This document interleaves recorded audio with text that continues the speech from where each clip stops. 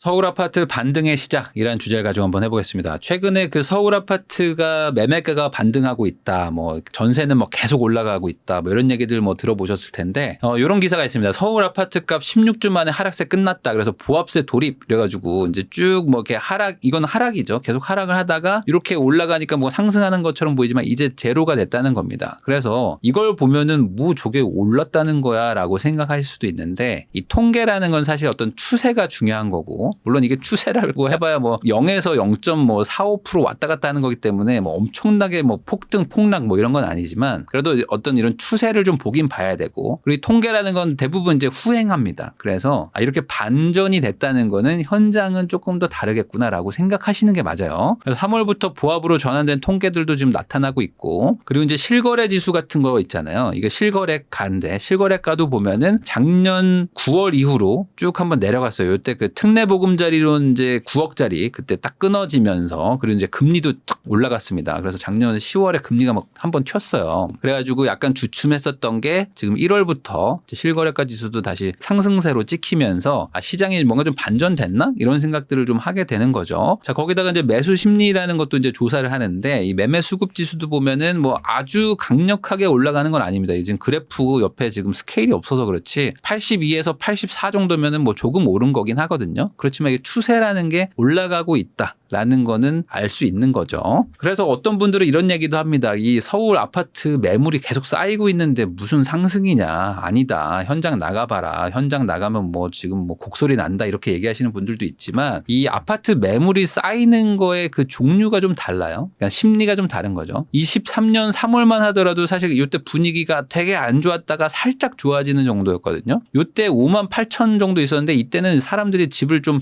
팔아야겠다라는 심리가 되게 많았습니다. 그러면 이제 매물이 적은데 그때는 심리가 더 안 좋았다는 거죠. 근데 지금은 매물이 많아도 약간 심리가 이때랑은 좀 달라요. 1년 만에 많이 바뀌었어요. 지금은 매물이 정말 많다면은 내가 이 정도 가격은 받겠다. 근데 아니면 안 팔래 정도가 지금은 더 적절한 해석이지 않나라고 생각합니다. 이때는 정말 공포감이 조금 남아 있어가지고 야 지금이라도 던지자라는 거였다면은 지금은 뭐 제값 주고 내가 팔면 팔고 뭐 제값 안 주면은 뭐 굳이 팔 필요가 있나?라고 생각한다고 보시면 돼요. 자, 그래서 실제 현장 분위기 같은 것들도 좀 달라진 게 느껴집니다. 최근에 집 구해본 사람들은 알 수 있는 부분인데, 이게 집을 구해보지 않은 분들은 잘 모를 수도 있어요. 왜냐면 현장에 가봐야 아는 거거든. 저도 지금 송파에 사는데 송파에는 대단지 아파트들이 많습니다. 그래서 이제 아무래도 거래도 많죠. 그리고 이제 그 동네에 돌아가는 그런 분위기 같은 것들도 느껴지는 게 있는데, 실제 가보면은 이제 금매가 다 없고, 그리고 막 전세도 막 좀 높아지는 추세고, 월세 같은 것들도 매물이 좀 상당히 가격대가 좀 높아져 있는 상태예요. 그러니까 이제 뭔가 좀 급하게 뭔가 내놓는다? 이런 사람들보다는 이 정도 가격 달라? 아니면 뭐 좀 기다릴게요. 이런 정도로 분위기가 좀 달라졌다는 거죠. 그래서 이걸 또 곡해하는 분들이 이런 분들이 있습니다. 아니 그럼 이제 대세 상승이냐? 약간 이분법적인 거죠. 그러니까 대세 하락 아니면 대세 상승밖에 없냐? 뭐 이건 아닙니다. 그래서 지금 대세 상승이냐라고 말하면은 그것도 아니에요. 이건 아니다. 그러니까 대세 상승은 아니고 그냥 지엽적으로 지금 상승세가 보인다는 거죠. 지금 체감을 못한다고 생각하는 분들이 훨씬 많을 거고, 아마 이 영상의 댓글도 우리 동네 빠지고 있는데 무슨 소리예요? 지금 폭락 중입니다. 이런 댓글들 많이 달릴 거라고 좀 예상을 하는데, 뭐 그것도 이해는 됩니다. 왜? 체감이 안 되니까. 비정상의 정상화라고 저는 생각하는데, 그냥 말 그대로 비정상이었던 것들이 그냥 자연스러워지고 있다라고 생각합니다. 이게 어떤 의미냐? 여러분들이 벌써 까먹으셨겠지만 한 14년 전만 해도 13, 14년 전만 해도 2010년 초반이죠. 이때 이 서울은 정말 하우스 푸어의 시절이었습니다. 그래서 이때 집을 가지고 있으면 불쌍하다고 했는데, 이게 역설적이게도 이 시절 2010년 11, 12, 13, 14 뭐 이럴 때 있잖아요. 이 지방은 하우스 푸어가 없었어요. 지방은 하우스 푸어가 아니라 지방은 폭등장이었습니다. 그래서 지방에 집을 가지고 있는 사람들은 하루가 다르게 전세가 오르고 집값이 계속 올라가가지고 야 이거 대박이다 막 이럴 때였습니다. 그러니까 이 서울은 막 죽을 상이었는데 나머지 지방은 막 올라가고 있어. 이런 게 있었다는 거죠. 자, 거기다 반대로 2010년 후반대로 와가지고 16년, 17년, 18, 19, 20, 21 이럴 때는 수도권이 막 급등하기 시작합니다. 그래서 이제 서울부터 올라가기 시작하는데 뭐 수원, 뭐 용인 뭐 할 것 없이 막 다 올라가기 시작합니다. 그런데 그때는 지방이 거꾸로 막 하락하기 시작해요. 그래서 15년도쯤부터 해가지고 막 광역시도 막 빠지고 뭐 부산 뭐 할 거 없이 막 다 박살나기 시작하는데, 이때 지방에 집을 가지고 있으셨던 분들 되게 힘들었습니다. 근데 서울은 막 올라가고 있어. 그래서 뉴스 보면은 서울은 막 계속 올라간대. 근데 지방에 있는 분들은 야, 저게 무슨 소리냐. 우리랑 전혀 체감이 안 다는데 라고 생각하는 일이 있었다. 그러다가 2020년, 21년 요때는 이제 전국적으로 다 올라갔던 거죠. 그러다 보니까 최근의 어떤 상승과 최근의 하락이 다 모두 움직이는 이런 판이었다 보니까 이게 정상이라고 생각하지만 사실은 이게 비정상입니다. 실질적으로 그동안의 어떤 주택 가격의 추이를 보면은 지역적으로 좀 다르게 움직이는 게 훨씬 더 자연스러웠다. 그래서 지금은 서울은 상승 중이라고 보시는 게 좀 맞을 것 같고요. 그리고 그 외 지역은 뭐 보합 정도, 뭐 수도권 웬만한 지역들은 약간 보합에서 뭐 약간씩 뭐 상승 하락 정도 하고 있는 정도. 그다음에 지방은 아직은 좀 하락세가 조금 더 느껴진다라고 보시면 될 것 같아요. 그러면 이걸 단순히 인구로 치면 어떻게 되느냐? 뭐 서울에 한 1,000만 명 사니까 인구로 치면 한 20% 정도 체감하는 정도라고 느끼면 될 것 같아요. 그러면 내가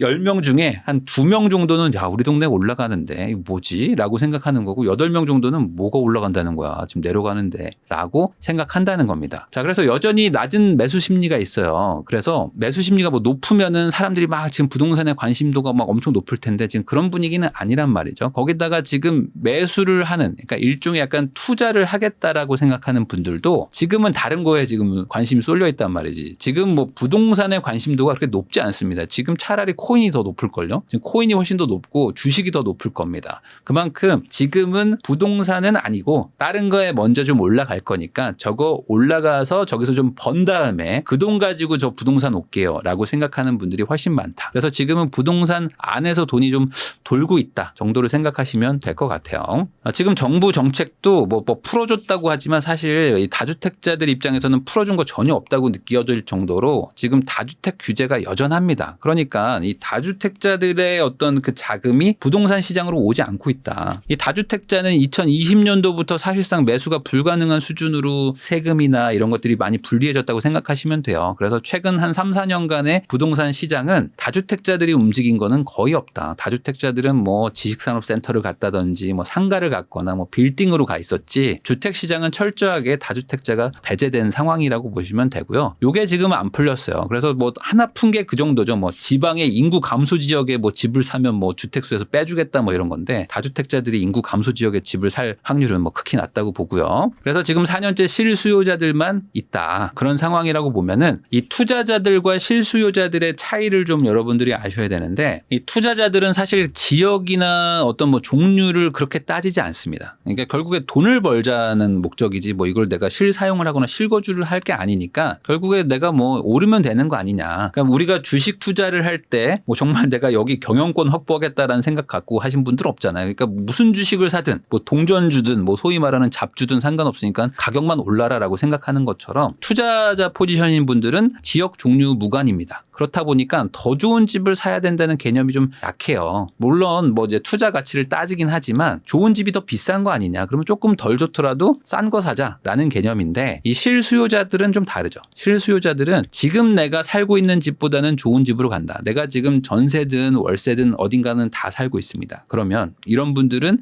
목표가 내가 사는 것보다는 한두 칸은 좋은 동네. 그 정도를 다 보고 있죠. 그러니까 이 상향 욕구가 되게 강해요. 실수요자들이 이 주도하는 판은 상향 욕구가 강하고 투자자가 주도하는 그런 판은 이 상향 욕구가 상관없는 겁니다. 싼 곳으로 가는 거죠. 지금 금리가 한 2배 넘게 상승했죠. 한 1년 만에 막 2배 뛰고 이랬으니까 다들 지금은 아닌가 보다 해가지고 돈이 한번 빠졌습니다. 그리고 공포감도 한번 시장을 지배했었는데 금리가 인상된 지 벌써 2년이 지났습니다. 지금 한국은행이 금리를 동결한 지가 이제 다음번이면 아마 10번 정도 될 겁니다. 그러니까 이제는 금리가 오르고 시간이 많이 지났어요. 많은 분들이 이제 적응이 됐다는 얘기도 많이 하시고 그리고 실제로 지금 주담대 대출을 받아보신 분들은 아시겠지만 상당히 많이 내려갔습니다. 지금 3%대 받는 분들도 많거든요. 그러니까 예전에 뭐 5%, 6%라고 말했던 거를 지금도 믿고 있다면 내가 지금 주담대를 받아볼 생각을 한 번도 안 한 분입니다. 자, 거기다가 지금 금리 인하가 예상되고 있죠. 뭐 지금 금리 인상될 거다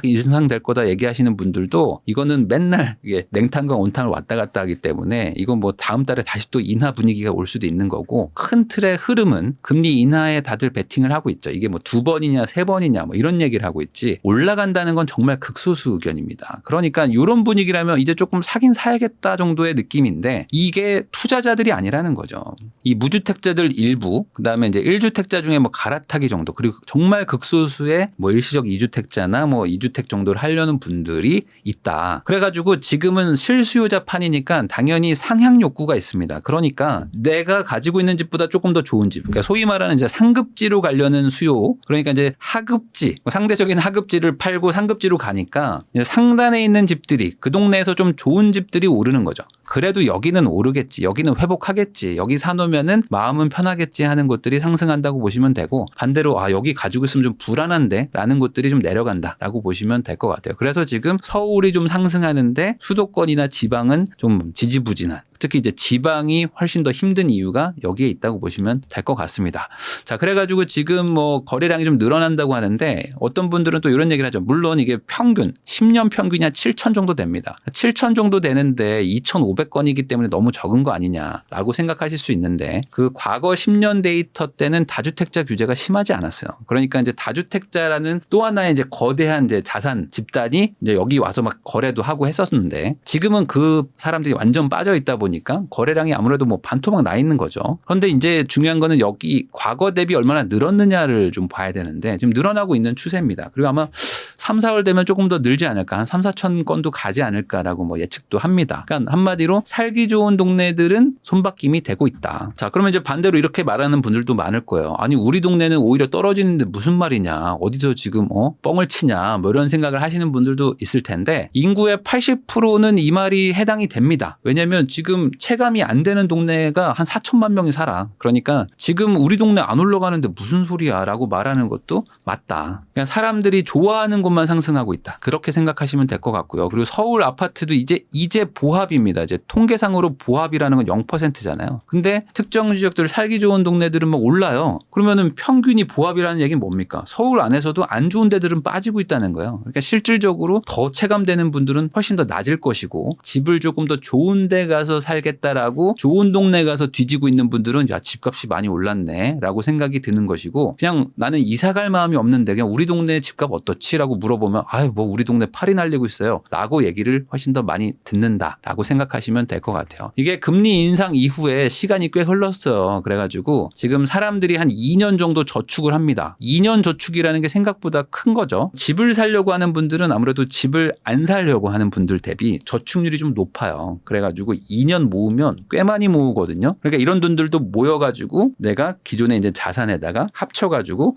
집을 좀 사긴 사야 되는데 라는 생각들이 지금 시장에 좀 반영되고 있다. 이 요구 불예금이라는 게 있습니다. 이게 뭐냐면 예금주가 원하면 언제든지 내줄 수 있는 예금인데 그냥 자유 입출금 통장 뭐 이런 거 있습니다. 저도 이런 거에다가 돈을 좀 넣어놓는데 이게 이자가 뭐 0.1% 막 이래요. 1년 이자가. 그러니까 이자를 거의 안 주는 수준이죠. 그래서 요 요구 불예금에 들어있는 돈을 가지고 은행들이 뭐 폭리를 취한다 이런 얘기들도 있는데 왜냐면 우리한테 0.1% 주고 막 기업들한테는 4, 5%씩 막 빌려주고 이럴 거 아닙니까? 그래서 이 요구 불예금은 사실 이자가 없기 때문에 굳이 뭐 여기다 놔둘 이유가 없잖아요. 근데 이 요구 불예금이 지금 최근에 한 20조씩 늘어나고 있어요. 매달. 그 말은 뭐냐? 이게 뭔가 지금 시장에 돈이 지금 들어가야 돼. 지금 투자를 하기 직전이기 때문에 잠깐 현금화를 해놓고 쟁여놓은 거죠. 그런 돈들이 지금 늘어나고 있는 추세다. 그러니까 이게 지금 뭐 코인이나 금으로 갈까 뭐 이런 얘기도 하시지만 우리나라 자산의 한 7, 80%가 부동산에 있기 때문에 물론 뭐 코인, 뭐 주식 하시는 분들도 많긴 하지만 비중으로 따지면은 이거 현금 좀 가지고 있다가 뭐 하나 좀 기회를 보긴 봐야 되겠는데 라는 거에 상당수는 부동산을 타겟으로 하고 있을 수도 있다. 거기다가 이런 것도 있죠. 지금 코인도 많이 회복했어요. 그냥 코인 물렸던 분들 많았는데 뭐 비트코인 때문에 회복한 분들도 꽤 많고 지금 알트코인도 많이 회복한 것들도 있고 거기다 또 주식도 한동안 되게 힘들었었는데 지금 이제 코스피 한 2,700 넘어갔죠. 그러니까 주식도 좀 회복되고 특히 이제 삼성전자에 많이 물려 계셨었는데 삼성전자도 이제 거의 많이 회복을 하면서 아직 9만 전자에도 뭐 구조대 기다리는 분들도 있지만 많이 회복했기 때문에 전반적으로 투자 심리도 조금은 좀 회복이 된 것 같습니다. 자, 그런데 그런 분들이 아직 많지 않다. 대부분 아직은 때가 아니다. 그리고 특히 이제 부동산에 대해서는 지금 구매 희망하는 분들도 적기 때문에 아직 집 살 때 아니기 때문에 저는 집을 안 삽니다라고 하시는 분들도 사실 지금 시장에 영향을 주고 있습니다. 어떤 영향을 주고 있냐? 이런 분들이 지금 전세를 많이 가고 있어요. 그러니까 전세 한 2년 정도 더 살고 그다음에 돈 모아가지고 나중에 집 살게요 하는 분들이 이 시장의 유동성을 또 공급하고 있습니다. 이게 무슨 소리냐? 내가 전세로 남의 집에 살아주는 순간 그 분 입장에서는 어쨌든 대출 대신에 전세를 맞출 수 있으니까 이자가 안 나가죠. 그러니까 그것도 일종의 유동성 공급인 거예요. 그래서 지금 요 데이터를 보면은 다시 꿈틀대는 갭 투자 뭐 이런 제목이 있는데 뭐 저는 뭐 개인적으로 지금은 갭 투자의 시기는 아니라고 보지만 이제 전세가가 올라가니까 갭 투자가 늘어나지 않나 뭐 이런 얘기를 하는 것 같아요. 자, 근데 그게 중요한 게 아니고 요게 중요합니다. 서울 아파트 전세 거래 중에 5억 이하의 비중. 그러니까 5억이 사실상 이 전세 자금 대출을 받을 수 있는 한계치 아니겠습니까? 근데 그 비중이 늘어나고 있다는 겁니다. 이게 58%가 됐어요. 그러니까 작년 대비 딱 4개월 만에 지금 10%가 늘어난 거예요. 그러니까 그만큼 전세가 상승했다라고 볼 수도 있고 아니면 월세를 갔던 게 전세로 전환이 되는 거일 수도 있고 어찌됐든 간에 시장에 지금 자금이 많이 들어오고 있다라는 거는 뭐 확인할 수 있는 거라고 보고요. 자, 그러면 이게 결국에 왜 일어났을까? 지금 전세가 43주간 지금 상승세라고 하거든요. 그래서 이게 지금 뭐 평균적으로 봤을 때는 뭐 한 0.8에서 0.1 정도 되겠죠. 이게 지금 매주 이렇게 올랐다는 거는 이게 복리로 뭐 올라간다고 생각하시면은 상당한 상승세라고 보면 되겠죠. 그래서 한 1년에 한 5% 정도의 상승이라면은 이거 꽤 빠른 겁니다. 2년 기준으로 10% 전세가 상승하는 수준이니까 그동안 전세가 하락했던 게 또 빠르게 회복을 하고 있는 거죠. 그래서 지금 전세가 올라가고 그러면 당연히 전세가 올라가는 만큼 전세자금 대출도 많이 받고 이런 것들이 지금 시장의 유동성을 공급하면서 어찌됐든 간에 갭을 좀 줄여주니까 집을 살려는 사람들 입장에서도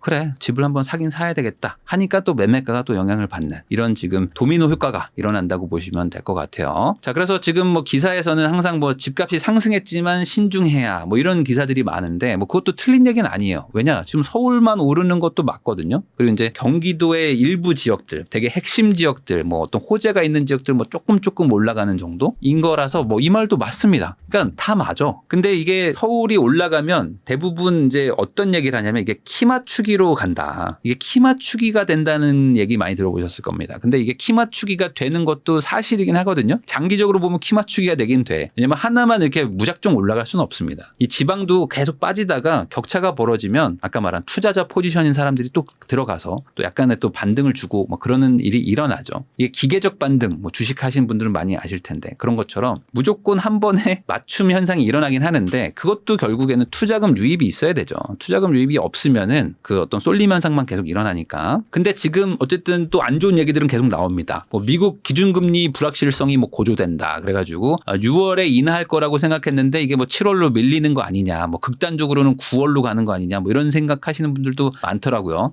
근데 뭐 파월 의장은 항상 똑같은 얘기를 하죠. 뭐 데이터 보고 그다음에 상황 봐서 물가가 확실히 잡혔으면 그때 내리겠다라고 했는데 시장이 뭐 3월에 내린다, 6월에 내린다, 7월에 내린다, 9월에 내린다면서 막 그때 막 바뀌고 있죠. 그래서 이번에도 한번 국채가 막 갑자기 금리가 엄청 튀고 이러면서 지금 채권 투자하셨던 분들이 막 지금 눈물에 소주를 마시고 있는데 이런 것들이 지금 뭐 일어나는 것도 어쨌든 안 좋은 건 맞고요. 그럼에도 불구하고 금리 인하는 시작될 거라고 저는 생각은 하고 있습니다. 그러니까 이제 장기적으로는 유동성 공급도 어느 정도 좀 되긴 될 것이다. 자, 지금 촬영일 기준으로 내일입니다. 내일이 지금 22대 총선 투표일인데 정치적 변수가 가장 큰 게 지금 이 부동산 판인데 이 정치적 변수가 어쨌든 내일로 결정이 되는 거죠. 이 의석수가 어떻게 되느냐, 뭐 이게 의석수가 한쪽으로 완전히 쏠리는지 아니면 뭐 엇비슷하든지 뭐 이런 것들에 따라서 사실상 이제 정치적 방향이 또 결정이 될 것이고 그동안 이제 발표했던 정책들도 다시 이제 진행이 될지 안 될지가 결정이 되니까 이런 것들도 일종의 저는 뭐 시장에 영향을 줄 거라고 봅니다. 그래서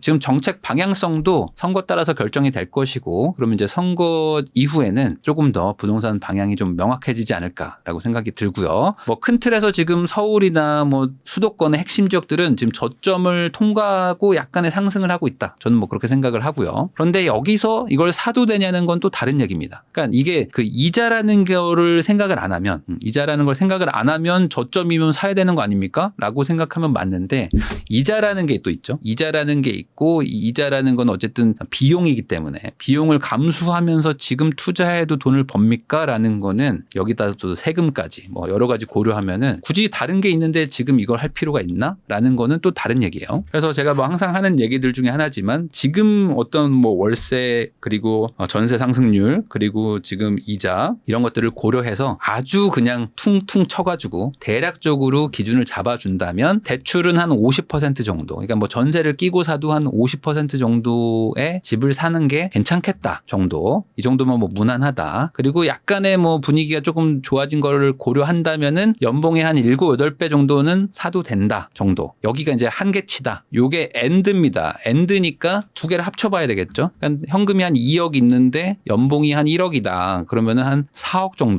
정도 집을 살 거면 사고 아니면은 안 사도 큰 상관은 없지 않나 아주 뭐 타이밍을 놓치는 건 아니지 않나 정도로 생각할 수 있는 것이고요. 반대로 내가 현금이 한 4억 있는데 연봉이 한 6천 정도 된다 그러면은 한 5억 6억 정도 한 5, 6억 정도 집을 사면은 맞지 않나 정도가 실거주 정도의 기준이 되지 않을까 싶습니다. 그래서 1억 있는데 6억 집 사도 되냐 뭐 이런 얘기를 하시는 분이 있다면은 뭐 이게 뭐 저는 무조건 이 동네 살아야 됩니다 애 때문에 뭐 그런 거라면 뭐 어쩔 수 없지만 뭐 투자도 조금 해보려고요 하시는 분이라면은 다른 대안도 좀 있지 않나 아직은 라고 생각을 좀 하고요. 그래서 지금은 자금 여유가 있는 사람들만 뛰어들 수 있는 상황이라고 보시면 될 것 같고 지금 서울이나 핵심지가 좀 올라가는 상황에서 5천이나 1억으로 양질의 그 아파트를 사기가 쉽지는 않습니다. 그래서 이걸로 살려면은 다른 걸 사야 되죠. 그러니까 뭔가 보합이나 약간 하락세인데 내가 들어가서 얼마 안 있다가 반전할 거 이런 걸 맞춰야 되기 때문에 난이도가 훨씬 더 어렵다. 그러면 이제 이런 얘기 하시는 분들도 있을 것 같아요. 그럴 돈이 없다. 그러니까 나는 1억밖에 없는데 서울 아파트는 사고 싶은데 아니면 뭐 1억밖에 없는데 수도권에 좀 괜찮은 아파트 사고 싶은데 어떡하냐. 뭐 이런 분들이라면은 지금은 조금 기다려야 되지 않을까. 그러다 오르면요. 그 오르더라도 그게 내 것은 아니다. 라고 생각하는 게 맞지 않나 생각합니다. 그러니까 안 되면 못 사는 시장인 거지 어떻게든 무리해서 살까요? 라고 하는 게 지금 금리나 아직